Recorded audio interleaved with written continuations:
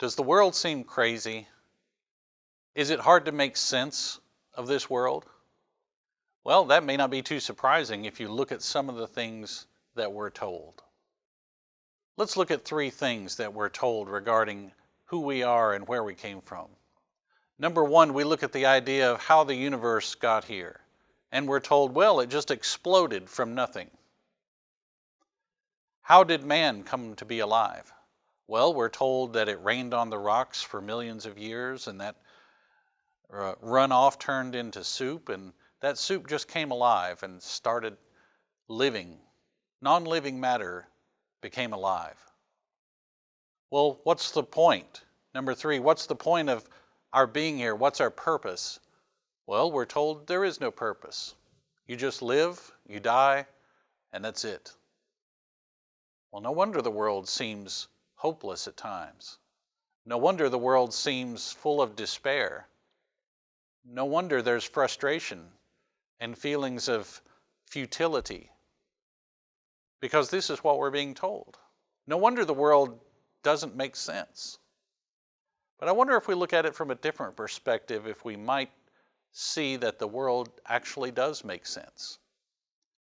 Look with me, if you will, at Proverbs chapter 9 and verse 10. In this one verse, we might find that our perspective gets changed.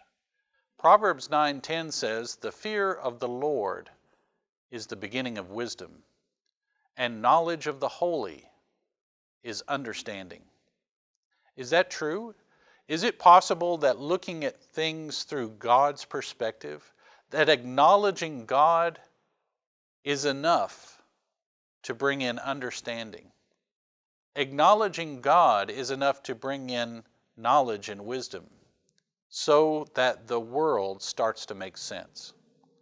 Well, if we look at things through God's eyes, through His perspective, if you will, let's look at those same three questions. How did the universe get here? Well, God created it. It didn't explode from nothing. God was the eternal being who always has been and is powerful enough to create the universe. That makes more sense. That's more logical than saying nothing exploded and the universe was created. Well, what about the second question? How did we become alive? Do we ever see non-living matter coming alive? No, we never see that. That doesn't make sense. What if there was an all-powerful God who could create man from non-living matter, who could breathe into him the breath of life and share with him some of that life? Well, that does make sense. The law of biogenesis says from life you get life. So how could we obtain our life if not through another living being? That makes sense. Well, what about the third question, our purpose? What is our purpose here? Well, if the universe exploded from nothing and it's just an accident, there is no purpose. You can't define purpose to an accident. But with God, acknowledging God, there is a purpose. There's a reason why He created us. To be with Him, to love Him, to fear God and keep His commandments, as we read in Ecclesiastes. What's man about? What's life about? It's about acknowledging God, fearing God, keeping His commandments, worshiping Him, loving Him, experiencing the love that He has for us, and being together with Him and sharing in that love. That's the purpose of man. That's what God wants. If we will look at the universe, look at the world from a godly perspective, we may find a lot of answers start making more sense. A lot of questions start getting legitimate answers.